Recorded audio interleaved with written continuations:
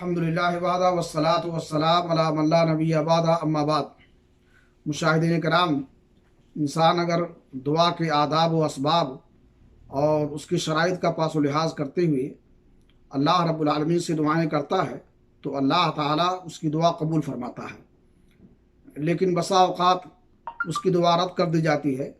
اور قبول نہیں ہوتی ہے، اس لیے کہ دعا کرنے والے میں کچھ ایسے امور ہوتے ہیں، ایسی چیزیں ہوتی ہیں جو دعا کی قبولیت کے لیے رکاوٹ ہوتی ہیں اور دعا کی قبولیت سے مانع ہوتی ہیں۔ اللہ کے نبی جناب محمد رسول اللہ صلی اللہ علیہ وسلم نے مختلف احادیث میں ان موانع کا ذکر کیا ہے۔ صحیح مسلم شریف کی ایک حدیث ہے جس میں اللہ کے رسول جناب محمد رسول اللہ صلی اللہ علیہ وسلم نے دعا کے آداب اور قبولیت کے اسباب اور اس کے موانع کا ذکر کیا ہے۔ ابو ہریرہ رضی اللہ تعالیٰ عنہ بیان کرتے ہیں کہ اللہ کے نبی جناب محمد رسول اللہ صلی اللہ علیہ وسلم نے فرمایا، ان اللہ طیب لا يقبل الا طیبا وان اللہ امر المؤمنین بما امر به المرسلین فقال تعالی یا ایها الرسل کلوا من الطیبات واعملوا صالحا انی بما تعملون علیم، وقال یا ایها الذین آمنوا کلوا من طیبات ما رزقناکم واشکروا للہ ان کنتم ایاہ تعبدون، ثم ذکر الرجل یطیل السفر اشعث اغبر یمد یدیہ الی السماء یا رب یا رب ومطعمہ حرام ومشربہ حرام وملبسہ حرام وغذی بالحرام فانا یستجاب لذلک۔ ایک حدیث ہے جس میں اللہ کے رسول جناب محمد رسول اللہ صلی اللہ علیہ وسلم نے پہلی بات جو بیان کی ہے وہ یہ کہ اللہ تعالیٰ پاک ہے اور پاک ہی چیز قبول فرماتا ہے۔ اس کے بعد اللہ کے رب العالمین نے تمام انبیاء اور رسولوں کو حلال کھانے کا، اسی طرح سے ان کی امتیوں کو حلال کھانے اور ان سے اجتناب کرنے کا حکم دیا ہے۔ پھر اللہ کے رسول صلی اللہ علیہ وسلم نے دعا کی قبولیت کے اسباب کو بیان کیا ہے کہ ایک آدمی سفر میں ہوتا ہے اور پراگندہ بال والا ہوتا ہے، جسم اس کا غبار آلود ہوتا ہے، دونوں ہاتھوں کو دعا کے لیے اٹھاتا ہے، لیکن اس کے باوجود بھی اس کی دعا قبول نہیں ہوتی ہے، اس لیے کہ کچھ موانع اس کے اندر پائی جاتی ہیں۔ اللہ کے رسول نے فرمایا، یطیل السفر اشعث اغبر یمد یدیہ الی السماء یا رب ومطعمہ حرام ومشربہ حرام وملبسہ حرام وغذی بالحرام فانا یستجاب لذلک۔ آدمی دعا کے لیے ہاتھ اٹھاتا ہے، غبار آلود ہوتا ہے اور اس کا بال پراگندہ ہوتا ہے، اور وہ اللہ کی ربوبیت کا بار بار ذکر کرتے ہوئے اللہ رب العالمین سے الہا وزاری کے ساتھ دعائیں کرتا ہے، لیکن اس کے باوجود بھی نہیں دعا قبول ہوتی، اس لیے کہ وہ حرام خوری کا ارتکاب کرتا ہے۔ تو حدیث سے معلوم یہ ہوا کہ حرام کھانے سے دعائیں قبول نہیں ہوتی ہیں، اور اس کے مقابلے میں اگر ایک شخص اس بات کا اہتمام کرتا ہے کہ وہ حلال کھاتا ہے تو اس کی دعا قبول ہوتی ہے۔ اس لیے وہاب بن منبہ نے کہا ہے، من سرہ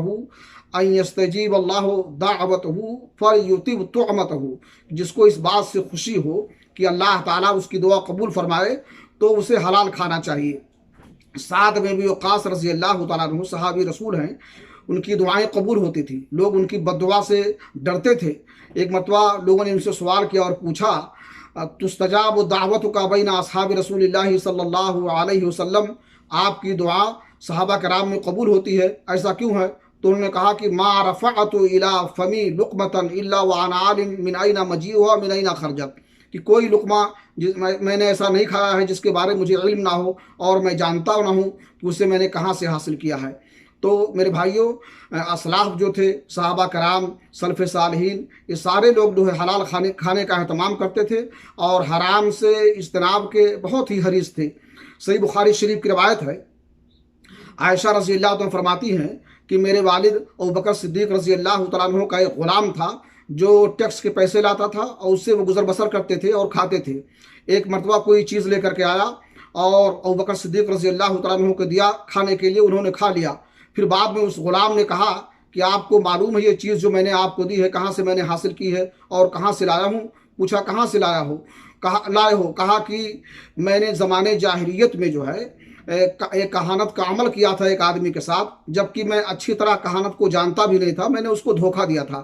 اور یہ چیز جو ہے اسی کے عوض میں اس نے دیا تھا۔ یہ سننا تھا کہ ابوبکر صدیق رضی اللہ تعالیٰ عنہ نے اپنے ہاتھ کو حلق میں ڈالا اور اس کے بعد پیٹ سے سب کچھ نکال کر کے باہر کر دیا اور قے کر دیا۔ یہ تو روایت بخاری شریف میں ہے۔ امام احمد بن حنبل نے کتاب الزہد میں اس واقعے میں تھوڑا سا اضافہ کیا ہے کہ جو بکر صدیق رضی اللہ تعالیٰ عنہ نے قے کر دیا تو لوگوں نے ان سے کہا کہ اللہ آپ پر رحم کرے، آپ نے ایک لقمہ کے لیے ایسا سب کچھ کیا۔ تو بکر صدیق رضی اللہ تعالیٰ عنہ نے کہا کہ اگر اس لقمے کے ساتھ میری جان بھی نکل جاتی تو میں اسے قے کر دیتا، اسے باہر کر دیتا۔ میں نے اللہ کے نبی جناب محمد رسول اللہ صلی اللہ علیہ وسلم سے سنا ہے، کل جسد نبت عن سخط فالنار اولا بہا، ہر وہ جسم جس کی پرورش جو ہے حرام سے ہوئی ہو تو جہنم اس کی زیادہ مستحق ہے۔ میں نہیں چاہتا ہوں کہ یہ لقمہ جو ہے میرے جسم کا کوئی جز بنے اور حصہ بنے۔ دعا کی قبولیت کے لیے دوسری چیز جو مانے ہے وہ جلد بازی ہے اور دعا کو ترک کر دینا۔ بعض مرتبہ ایسا ہوتا ہے کہ انسان دعائیں کرتا ہے لیکن کچھ دنوں تک وہ دعائیں کرتا ہے، پھر اس کی دعا قبول نہیں ہوتی ہے، اس کا مقصد پورا نہیں ہوتا ہے تو دعا کرنا چھوڑ دیتا ہے۔ صحیح مسلم شریف کی حدیث ہے، لا یزال یستجاب للعبد ما لم يدعو بعصم او قطیۃ رحم ما لم يستعجل، قیل یا رسول اللہ وما الاستعجال، قال يقول دعوت وقد دعوت فلم ارى يستجب لي فيستحسر عند ذلك ويدعو الدعاء، کہ برابر اللہ رب العالمین بندے کی دعائیں قبول فرماتا ہے جب تک کہ وہ جلد بازی نہ کرے اور عجلت سے کام نہ لے۔ اللہ کے رسول سے سوال کیا گیا اور پوچھا گیا کہ جلد بازی کیا ہے اللہ کے رسول؟ تو کہا آدمی کہتا ہے میں نے دعا کیا، پھر میں نے دعا کیا لیکن میں نہیں سمجھتا ہوں میری دعا قبول ہوگی، پھر وہ تھک جاتا ہے اور دعا کرنا چھوڑ دیتا ہے جس کی وجہ سے اس کی دعا قبول نہیں ہوتی ہے۔ کچھ اور موانع ہیں جن کا ذکر انشاءاللہ العزیز آئندہ حلقے میں ہوگا۔ اللہ رب العالمین سے دعا ہے کہ اللہ تعالی ہمیں توفیق بخشے کہ ہم حلال کھائیں، حلال کمائی سے کپڑا پہنیں اور حلال چیزیں پئیں اور حرام خوری سے بچیں تاکہ ہماری دعائیں قبول ہوں۔ اللہ تقبل یا رب العالمین، وصلی اللہ علی نبینا محمد وعلی آلہ وصحبہ اجمعین۔